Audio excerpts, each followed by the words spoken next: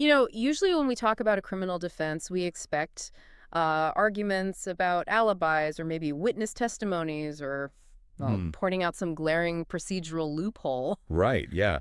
You certainly don't expect a defense built entirely on the laws of thermodynamics. No, definitely not. It feels like bringing a calculator to a poetry slam. It's just a complete category mismatch. Yeah. And yet it creates one of the most fascinating intersections of science and law imaginable. Okay, let's unpack this because using statistical physics to fight a criminal charge sounds like trying to use a thermometer to win a debate club. Exactly.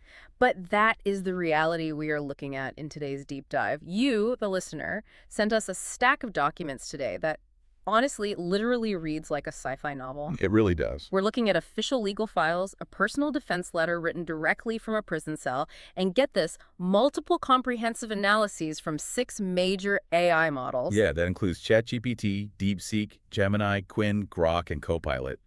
The density and just the highly unusual nature of this collection, it really cannot be overstated. It requires us to look at human behavior through the lens of pure mathematics. So our topic today is the surreal legal case of Dr. Chen Jingyuan, who is a scholar of complex systems.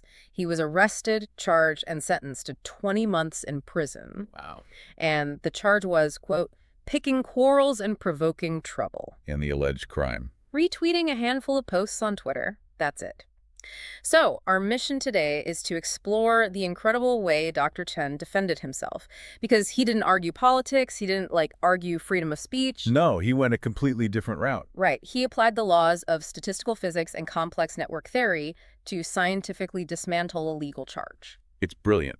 But before we delve into the mechanics of his defense, I think it is vital to lay down a quick disclaimer for you, the listener. Oh, yeah, absolutely. The source material you've provided contains some highly politically charged content and legal controversies.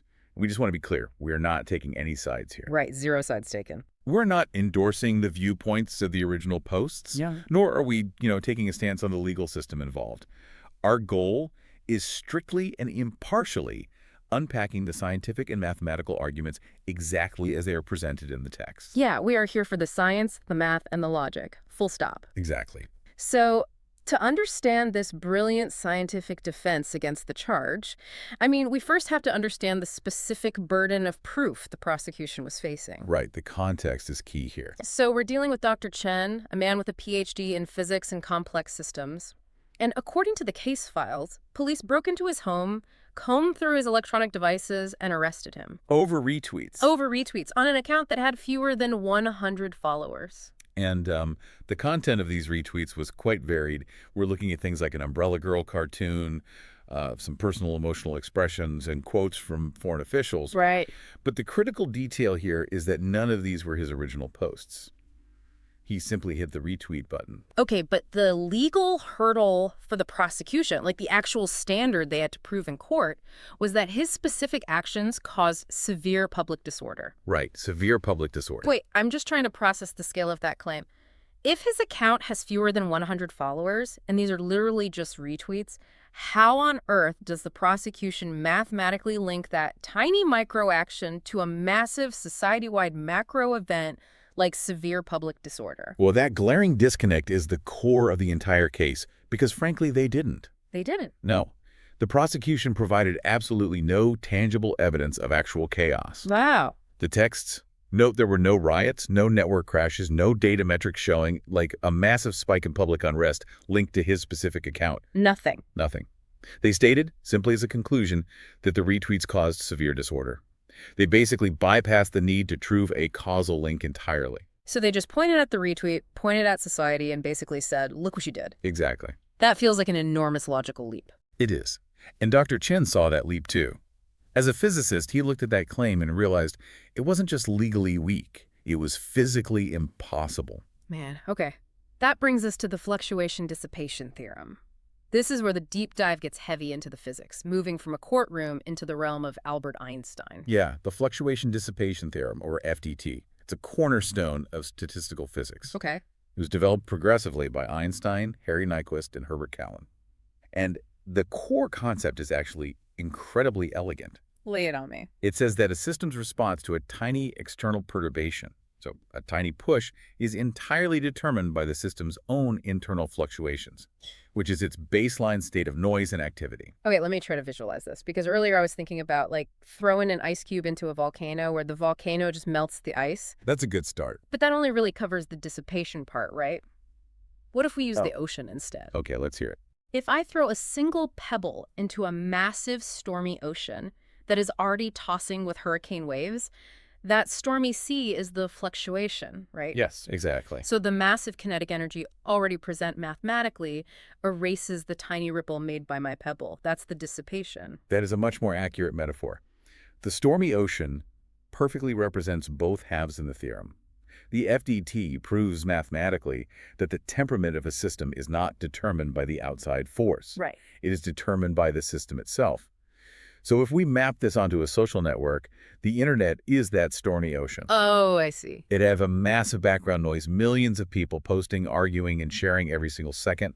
That is the internal fluctuation. So Dr. Chen's retweet from an account with fewer than 100 followers? Is the pebble. Wow. It is a mathematically negligible external perturbation. But the prosecution is essentially claiming that this one pebble caused a massive tidal wave. Right. And if we connect this to the broader laws of physics, Mm. the FDT dictates something crucial. If a system does somehow show a massive, catastrophic response to a tiny push, it means the system was already highly unstable. It means the system existed in a state called self-organized criticality. Oh, meaning the chaos is the fault of the system's structural fragility, not the tiny perturbation. Precise. Blaming the retweet for systemic collapse would be like, I don't know, blaming a single electron's thermal noise for melting down an entire city's power grid. That's spot on. The prosecution fundamentally failed to measure the baseline noise of the internet. They assume the internet is this perfectly still, perfectly quiet pond. And Dr. Chen's retweet created a massive disruptive wave. Which is absurd. Right. The internet is never still. Yeah. The FDT shows that a signal as weak as his retweet would be instantly drowned out by the background noise. But, I can imagine the prosecution pushing back here. They might argue that, well, information isn't a physical pebble. Sure. Information can act like a virus. It can infect a network and spread. So how does the math disprove the idea of this information geometrically multiplying across the internet? That's a great question. And the source texts address that exact counter-argument by moving from theoretical physics to network topology. Okay, topology. Specifically, they use something called the Galton-Watson branching process. This mathematical model looks at how things multiply over generations.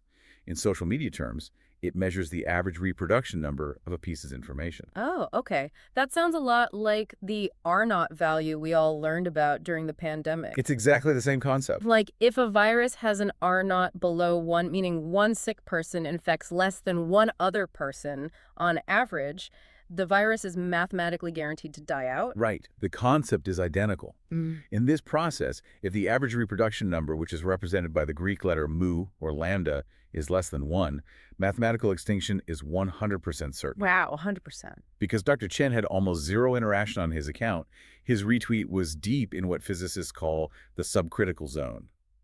The information cascade dies almost instantly. It's a fire without oxygen. It just cannot spread. Exactly. And furthermore, the defense cited Cohen's threshold formula for scale-free networks. Okay, let's define what a scale-free network is for the listener, because that sounds a bit intimidating. Sure. A scale-free network is a structure where a very small number of nodes have a massive number of connections, while the vast majority of nodes have very few connections. Okay, so kind of like an airline route map. You have massive global hubs like Atlanta or Dubai with thousands of flights, and then you have tiny regional airports with maybe like 2 flights a day. Yes. And Twitter operates the exact same way. You have celebrity accounts with millions of followers acting as the hubs and average users with a few dozen followers. Right. And that tiny regional airport is what network scientists call a long-tail edge node. Okay. Dr. Chen was an edge node. Cohen's threshold formula mathematically proves that in a massive scale-free network, an edge node entirely lacks the structural connectivity to start a cascade. Yes. Even if you completely sever all the edge nodes from the network entirely, the main structural integrity of the system remains completely unaffected. The hub dictates the flow, not the edge. That makes total sense. But here's where I get hung up. wouldn't the prosecution just invoke the butterfly effect? Ah, yes. Because people use that all the time to explain how tiny things cause big problems. Yeah. A butterfly flaps its wings in Brazil and causes a tornado in Texas. Couldn't they just argue his tiny retweet was the butterfly? They could try, but that is a widespread misunderstanding of the butterfly effect, and Dr. Chen's defense tackles this directly. Oh, they do? Yeah. The butterfly effect, which is formally known as sensitive dependence on initial conditions, well, it only applies if a system is already in a supercritical, highly chaotic state. Oh, it requires the powder keg to already be primed and leaking. Exactly. If the prosecution wants to legally rely on the butterfly effect, they face a massive mathematical burden.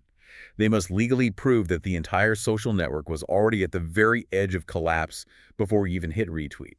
And I'm guessing they didn't do that. They completely failed to do that. Yeah. In a normal, stable, subcritical system, the butterfly's flap just dissipates. It is swallowed by the FDT's dissipation mechanism we talked about earlier. So you can't just wave the butterfly effect around as a magic wand to bypass the burden of proving causality. No, you can't. The scientific defense basically creates this impenetrable wall of math. He proved his action couldn't survive the network structure due to branching limits. Right. He proved the system's baseline noise would absorb any minor perturbation. And he proved that if a massive reaction somehow did occur, it would only be because the system was already fundamentally broken. I mean, the logic feels flawless, which makes the human legal system's collision with this logic incredibly stark. It really does. Because despite this brilliant, multi-layered scientific defense, Dr. Chen was still sentenced to 20 months in prison. We need to look at how the court responded to this complete lack of causal proof. Well, based on the legal documents provided, the court's response was to bypass the complex systems analysis entirely. Just ignored it. Pretty much. However, the legal system still had a requirement to prove the subjective intent of the crime. They had to prove that Dr. Chen knew the information he was retweeting was false and that he maliciously intended to cause harm. Wait, to prove intent, they'd have to literally read his mind or prove he manufactured the lie. How do they do that when he didn't even create the content? He didn't draw the Umbrella Girl cartoon. The court's logic, as documented in the texts, took a highly unusual path. Uh-oh. They argue that because Dr. Chen has a PhD and a high level of education, he, quote, should have known right from wrong. Are you serious? Yes. They utilized his intelligence as substitute proof for his subjective intent to commit a crime. That feels like a massive leap. They essentially use his PhD as proof of malice. Basically. Mixing up intelligence with omniscience is such a dangerous precedent. Just because someone understands complex physics doesn't mean they automatically possess the ability to verify if a random political post on the internet is a certified fact or a rumor. Exactly. And the sources highlight this as an illegal presumption of guilt. The court's stance assumes that a high intellect removes the capacity for human error. Which is ridiculous. Right. Therefore, any action deemed incorrect must be intentionally malicious. But it goes deeper into philosophical territory when we look at the content itself. How so? The court committed a profound category error regarding the materials Dr. Chen retweeted. Okay, this brings us back to the Umbrella Girl cartoon, doesn't it? It does. The court classified art, political cartoons, and expressions of personal emotion as false information. And to understand why this is a category error, we have to look at basic epistemology. Epistemology being the fundamental study of how we know what is true and how we distinguish justified belief from mere opinion. Right. Art and opinions simply do not possess binary true or false values. Yeah. You cannot empirically falsify a drawing of an umbrella. You cannot put a political cartoon under a microscope and declare it objectively untrue. I mean, it's like arresting someone for saying a painting of a melted clock is false because clocks in the real world don't melt. Yeah, that's a perfect example. It completely misunderstands the fundamental nature of what art is. They demanded mathematical certainty from a subjective drawing. And this specific clash between rigid legal binaries and complex human realities, well, it brings us to the final and perhaps most compelling layer of the sources you provided. The AI models. Yes. To cap off this analysis, the user fed all these case documents, the physics defense, and the court's ruling into 6 major AI models to get an objective external consensus. Okay, let me just reiterate. We are talking about ChatGPT, DeepSeek, Gemini, Qwen, Copilot, and Grok. All 6 of these massive language models analyzed the exact same set of facts. And their conclusions are astonishing. What did they say? They unanimously agreed with Dr. Chen's scientific defense. Unanimously. Wow. Yes. But what is fascinating is not just that they agreed, but how they synthesized the court's error. The AIs identified what they termed a structural micro-macro fallacy. Okay, let's clearly define the micro-macro fallacy for the listener, because it seems to be the linchpin of the AI's analysis. Sure, the micro-macro fallacy is the illegitimate logical leap of blaming the macro-level background noise of an entire society on a micro-level individual. Ah, the pebble in the ocean again. Exactly. The AIs pointed out that the legal system took a systemic, society-wide phenomenon, public disorder, and arbitrarily pinned the causality on a single, isolated edge node. It feels like the AI models are acting as a digital appellate court here. They are applying pure logic and physics where the human court applied institutional force. It really does. What stands out to you about the way these 6 different models approached the problem? Well, what stands out is that the AI models do not view this merely as a misapplication of a legal statute. They view the court's ruling as fundamentally incompatible with how reality actually operates. Wow. The AIs even referenced Gödel's incompleteness theorems to explain the philosophical failure of the court. Wait, I'm trying to wrap my head around how Gödel connects to a Twitter retweet. It's a deep cut, but it makes sense. Because Gödel's first incompleteness theorem essentially proves that in any sufficiently complex formal system, like mathematics, there are statements that are true but cannot be proven from within the system itself. There will always be unprovable truths. Exactly. And the AIs apply that theorem to the court's demand for absolute objective truth in a subjective social system. Oh, I see. By criminalizing retweets as false rumors, the court acted as though society is a simple, closed system where every piece of information can be perfectly categorized as a 1 or a 0, true or false. So they acted like they had an omniscient, God's eye view of reality. Yes. And Gödel's work proves that such a vantage point is mathematically impossible in a complex system. Demanding absolute truth and zero ambiguity from human social interaction violates basic epistemology. So the AIs are pointing out that the human court demanded a level of absolute truth that math itself says is impossible to achieve. Precisely. By ignoring the math, the fluctuation dissipation theorem, the branching process, the topology of scale-free networks, the court substituted cause and effect with arbitrary power. That's wild. One of the AI analyses summarized it brilliantly. The court reversed the causality. They saw the lightning strike the lightning rod, and they arrested the lightning rod for causing the storm. Oh, wow. That is an incredibly chilling image, arresting the lightning rod. Yeah. And, it brings us back to you, the listener, and why understanding these dense concepts matters far outside the walls of the single legal case. We are all constantly navigating massive scale-free networks every single day. We really are. Whether you are analyzing social media trends for a marketing campaign, running a business logistics network, or just trying to protect your own mental health while reading the daily news cycle, understanding the difference between the noise of a single edge node and the systemic structure of a massive network is vital. It is the difference between reading the data correctly and falling victim to an illusion of causality. Right. You have to know the difference between the pebble and the stormy ocean. You cannot let your brain trick you into thinking the pebble caused the hurricane just because you saw it splash right before the thunder cracked. You always have to look at the structural baseline. And, stepping back to look at the philosophical implications of the source material, it leaves us with a rather profound paradox about the nature of the systems we build. Oh, I love a good paradox to close out a deep dive. What did you find? Well, the human legal system forcefully argued that a single, almost entirely unread retweet from an isolated edge node possessed enough destructive power to cause severe public disorder. Right. But consider the mathematical implications of that stance. If a societal system is truly so fragile, so structurally unstable, that it actually can be catastrophically disrupted by a single unnoticed retweet, is the real danger the edge node? Or is the real danger the deeply flawed, highly volatile architecture of the system itself? Man, now that is a thought that is going to linger. It really makes you wonder what else we are misdiagnosing in our own lives by staring at the thermometer instead of looking at the fire. Thank you for joining us on this deep dive.